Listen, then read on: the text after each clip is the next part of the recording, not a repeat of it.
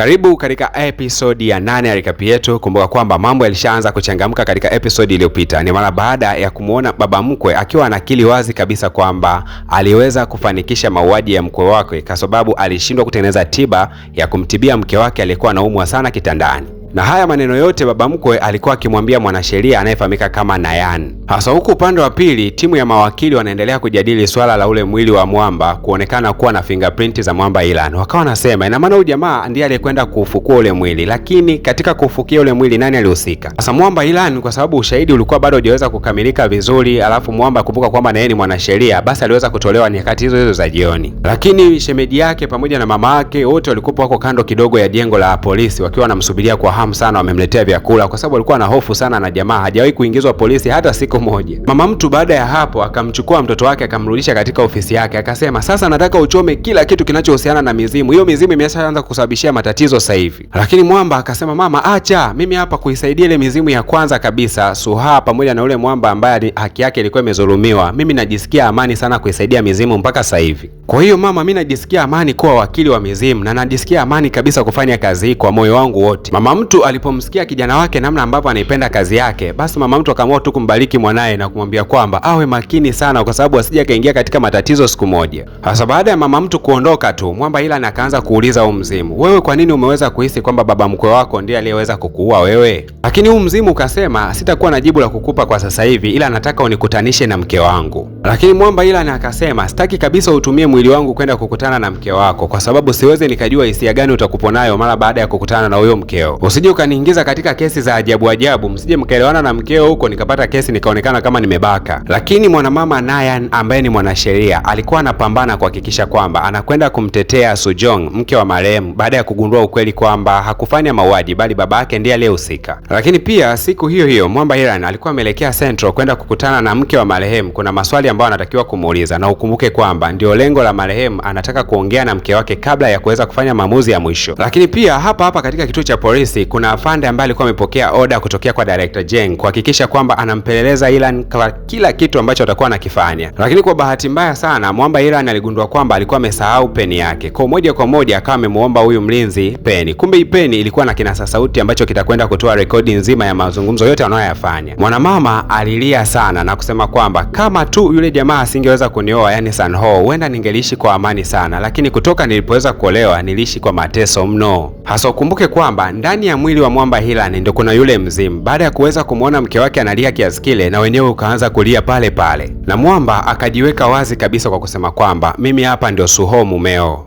Mke akabaki anashangaa, Suho mume wangu wewe? Mwanamama akahisi kwamba huyu mwanasheria huenda akili yake imesharuka, akataka kuita walinzi na kusema kwamba mbona umeniletea kichaa. Lakini Mwamba Suho akasema ninahisi njaa kidogo, na hii lugha alikuwa akiitumia kipindi ambacho yuko na mke wake pindi alipokuwa yuko hai. Sasa mke mtu kusikia hayo maneno akawa nakumbuka kwamba haya ni maneno ya mume wake, na kumbe haya maneno walikuwa akiyatumia wao katika kipindi chao cha mahusiano. Mbadala wa kusema nakupenda, wao walikuwa wanasema nina njaa. Kwa hiyo walikuwa akitumia lugha hii kuweza kuwaficha watu. Kwa hiyo mwanamama alipoweza kuyasikia haya maneno akakumbuka na kugundua kwamba huyu ni mume wake ambaye anaongea naye kwa sasa. Sasa how come imekuwaje yuko hai? Na Mwamba akawa anamkumbusha mke wake kwamba hata siku yetu ya kwanza kupiga kesi ilikuwa ni siku ya harusi ya Mwamba mmoja ambaye ni mtafiti mkubwa sana wa masuala ya kisayansi. Na mwanamama baada ya kuyasikia hayo yote akaamini kabisa kwamba huyu ni mume wake, akaendelea kulia sana. Sasa Mwamba Sanho akawa anamuuliza mke wake kwamba hivi ni kweli ulikuja kuolewa na mimi kwa sababu tu ya tiba ya mama yako? Lakini bidada akazidi kusema kwamba yeye alikuja kumpendaga Mwamba kweli kabisa na wala alikuwa mpendi kwa sababu nyingine yoyote ile. Lakini Mwamba Suho akasema kwamba sasa kwa nini umekiri kwamba wewe uliweza kuniua mimi wakati ulikuwa unanipenda? Lakini bidada akasema nilifanya haya yote kuweza kumlinda baba. Baba ndiye aliyekuwa ameweza kukuua wewe, na mama yangu ni mgonjwa na kila wakati anahitaji uangalizi wa karibu. Kwa hiyo nimemlinda baba yangu ili aweze kumlinda mama. Kwa kama baba yangu akiweza kufungwa, manake mama yangu atakuwa na hali mbaya. Baada ya Mwamba Sanho kuweza kupata ukweli mzima, aliondoka pale na kuelekea bafuni. Baada ya hapo mzimu wake ukaweza kutoka na kumtazama Mwamba Ilan akiwa ametoka jasho vibaya mno. Hasa Mwamba Ilan akataka kwenda kuirudisha ile peni ambayo alikuwa ameazimwa na yule mwanajeshi, lakini huyu mzimu akasema kwamba hiyo peni ni peni ambayo ina voice recorder, ni kama kuna mtu alikuwa anakupeleleza. Na mpaka kufikia hapo Mwamba Ilan akagundua kwamba kuna mtu ambaye anampeleleza na anamchunguza katika kila hatua. Na Mwamba akasema mpaka mambo yote atakwenda kujidhihirisha wazi ndio itakwenda kubainika kuthibitika kama kweli mke wangu ni muuaji wa kweli, lakini mpaka dakika hii haijadhibitika na mke wangu si muuaji wa kweli. Huku upande wa pili mwanasheria Nayan alikuwa ameelekea kwa kiongozi wake kumwambia kwamba ninahisi kuna mtu mwingine ambaye anahusika na mauaji na si yule bidada ambaye tunamhangaikia. Na mwanamama akasema tunatakiwa kushirikiana sana na Mwamba Ilan kwa sababu inaonekana ni kama anajua kila kitu ambacho kinaendelea. Na moja kwa moja mwanamama akafunga safari kuelekea katika ofisi ya Mwamba Ilan, na alipoweza kufika kwanza akaanza kuomba msamaha kwa kumjibu vibaya na kusema kwamba amini kabisa masuala ya mizimu, anahitaji waweze kushirikiana kuweza kujua ukweli. Na akasema nimeshaamini kabisa kwamba wewe unaongeaga na mizimu. Basi Mwamba Ilan alifurahi sana, akasema sasa karibu ofisini kwangu tuweze kuzungumza. Basi Mwamba moja kwa moja akaanza kumtambulisha kwa mzimu, akasema bana, huyu hapa anaitwa mwanasheria Nayan na huyu hapa ni mzimu unafahamika kama Suho. Basi mwanamama anaangalia aoni mzimu wote ule, akawa anasema nashukuru kukufahamu mzimu. Mzimu ukaendelea kusema kwamba baada tu ya mimi na mke wangu kuweza kubishana katika ule usiku, moja kwa moja mke wangu alielekea kulala na alikuwa na koroma kabisa. Lakini Mwamba anasema nilikuwa na wasiwasi baada ya kuweza kugundua kwamba katika meza kulikuwa kuna chai ambayo ni kama ilikuwa na kilevi ndani yake. Ni kama muuaji alikuwa anapanga kumlaza kwanza mke wangu na mimi pia. Lakini pia inaonekana kuna mwanaume ambaye alikuwa akimpendaga sana mke wangu kabla ya mimi kuweza kumwoa. Na huyu mwanaume bana alikata tamaa ya kuendelea kumfuatilia mke wangu mara baada ya kugundua kwamba mke wangu aliolewa na mimi ghafla sana. Akawa anahisi kabisa kwamba ndoa yetu itakuwa ni ndoa ambayo imetengenezwa kwa shinikizo. Lakini Mwamba akawa anasema kwamba ila siamini kwamba huyo ndo aliyeweza kuniua kwa sababu namna ambavyo mauaji alikuwa amefanyika alifanywa na mtu ambaye alionekana alikuwa ni mrefu na mtu ambaye alikuwa na misuli. Lakini mtu ambaye alikuwa akimpenda mke wangu hakuwa na hizo sifa. Lakini mwanamama Nayan aliposikia kwa habari ya kwamba huyo mtu alikuwa na misuli na mikono yake ilikuwa imekomaa sana, akakumbuka kwamba ndio yule daktari aliyekuwa anaelezea sifa nzima za namna ambavyo mauaji yalifanyika. Na yule Mwamba kwa kweli alipokuwa akimtazama mikono yake aligundua kwamba mikono yake ilikuwa imekomaa na ni mtu ambaye alikuwa na misuli. Anaanza kumuhisi yule pale huenda ndo alihusika katika hayo mauaji. Sasa swali lingine linaibuka, ni kwa nini yule jamaa aliweza kuhusika na mauaji? Kwani kulikuwa kuna siri nyingine ambayo inaendelea baina yao? Lakini wote tunafahamu kwamba mwisho wa siku baba mkwe ndiye aliyeweza kuonekanika eneo la tukio akiwa anaofukia mwili. Sasa kama baba mkwe hakuhusika na mauaji, alishirikiana na nani kufanya hayo mauaji? Hasa mwanamama akianza kufananisha maelekezo ambayo namna ambavyo mzimu unatolea na namna ambavyo alikuwa anashambuliwa, na akimtazama vizuri yule Mwamba aliyekuwa anamsimulia juu ya tukio zima lilivyoweza kutokea na namna ambavyo baba mtu aliweza kuhusika katika mauaji ya mkwe wake, akaanza kupata mashaka. Mtu ambaye alikuwa anamwambia ukweli huenda ndiye ambaye anahusika katika hayo mauaji kwa asilimia zote, lakini kwa nini sasa? Lakini Mwamba Ilan akasema kwamba huyo jamaa ambaye ulikuwa unamfanyia interview inaonekanaga huwa anaingiaga katika chumba ambacho hakinaga kamera na anaingiaga mara nyingi huko. Sasa sijajua anaingiaga kufanya nini, na katika njia hizo hakunaga kamera kabisa. Sasa kuna uwezekano mkubwa wauaji wengi wanapenda kutumia hizo njia kwa sababu zinakuwa haziachi ushahidi wa makosa yao. Na kutokana na taarifa mbalimbali za kiuchunguzi inaonekana kwamba zana iliyotumika katika kufanya mauaji ilikuwa ina duara kando, lakini pia mbele yake ilikuwa na kitu kama huku, yani ndoano. Na kwa bahati mbaya sana hiyo silaha huwa inatumika katika majengo ya tafiti za kisayansi, na kazi yake mara nyingi inatumika kuweka vizuri wanyama pindi wanapotaka kuchomwa mara baada ya kufanyiwa utafiti. Basi moja kwa moja mchakato wa kuhakikisha kwamba wanakwenda kufanya utafiti ili kuweza kuona aina hiyo ya silaha ukawa umeweza kufanyika, na moja kwa moja wakaenda katika eneo hilo la maabara wakajifanya kama watu wa kufanya delivery za chakula na wakaruhusiwa kuweza kuingia. Na hapa alikuwepo mtaalamu wetu Ilan pamoja na yule shemeji yake anayefahamika kama Bonsan. Wanaingia hapa kwenda kudhibitisha je, hizo silaha ndizo zilizoweza kutumika na ushahidi uko vipi. Na ili mbwa wanaotumika kufanyiwa tafiti wasiweze kuanza kubweka mule ndani, kwanza wakawapatia nyama. Mbwa wakawa wametulia na wenyewe wakaendelea kufanya upelelezi wao kimya kimya. Hasa uwezi kuamini, mwanamama Nayan mwanasheria ambaye hivi karibuni alimfuata Mwamba Ilan na kumwambia kwamba anahitaji washirikiane, eti akawa anampigia simu yule daktari na kusema kwamba Ilan amekuja kukufanyia uchunguzi ofisini kwako. Na Mwamba Yojong akaanza kuogopa sana kwa sababu mwanamama Nayan alimwambia kwamba huyo jamaa pia ana mizimu, ana uwezo wa kuona matukio ya zamani. Na moja kwa moja Yojong akafunga safari kuelekea katika eneo lile la maabara, na huko akaweza kumkuta Mwamba Ilan. Na Mwamba Ilan akaendelea kusema kwamba unayeongea naye sasa hivi sio Ilan yule ambaye unamjua mwanasheria, bali hapa mimi ni mzimu na nimekuja kwa haki moja tu, kutaka kujua haki ya mtu uliyeweza kumuua. Kwa hiyo mpango mzima wa kufanya hili tukio zima ulikuwa umeandaliwa vizuri sana, na Bongsu ambaye ni shemeji mtu ndiye alikuwa amemwelekeza Mwamba Ilan namna gani anaweza kuigiza ili kuhakikisha kwamba anamchanganya jamaa kisaikolojia mpaka akili ukweli wake wazi. Na shemeji mtu akasema mkimbana vizuri, yani mkiminya, anaweza akakili wazi kwamba ni kweli alihusika na mauaji, kitu ambacho sisi hapa tutakuwa tuna rekodi na ushahidi huo utatumika mahakamani. Na bwana mkubwa kwa sababu amezoea sana kuitumia ile zana ambayo ina kama huku mbele yake, yani ndoano, akawa ameweza kuiona pia yule daktari alikuwa ameshika, anataka tena kumuulia zana ile ile. Na bwana mkubwa alipotazama namna ambavyo zana hii ilivyokuwa imeweza kushikwa na namna ambavyo inatumika kumpigia, akaweza kukumbuka wazi kabisa ndivyo ambavyo hata yeye alikuwa amepigwa siku alikuwa anapoteza maisha. Mzimu ulikasirika sana, ukasema kwamba hiyo John, wewe ni mtu pekee ambaye nimewahi kumsaidia mama yako mzazi, nilimtibia kwa kutumia tafiti zangu. Kumbe wewe ndio ukaja kuniua mimi, nilikukosea nini? Hasa unadhani daktari hiyo John atasema nini? Lakini wote tunafahamu kwamba mwisho wa siku tuliweza kumuona baba mkwe akiwa anaenda kufukia mwili wa mwamba. Ilikuwaje mpaka baba mkwe akahusika?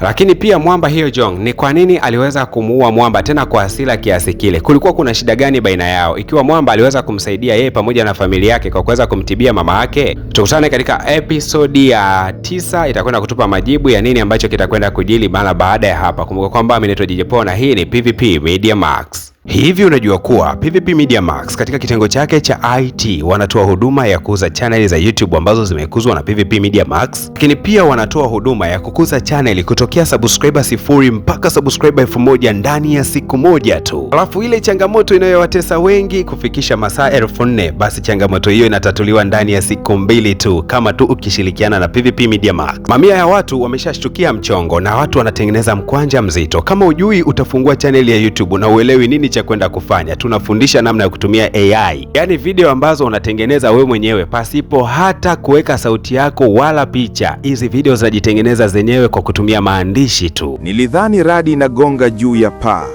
mpaka niliposikia ikigonga chini ya ardhi, na pale kwenye maji ya barabarani kitu kilining'inia kama kamba, lakini kilikuwa ni ngozi ya nyoka imeandikwa jina langu.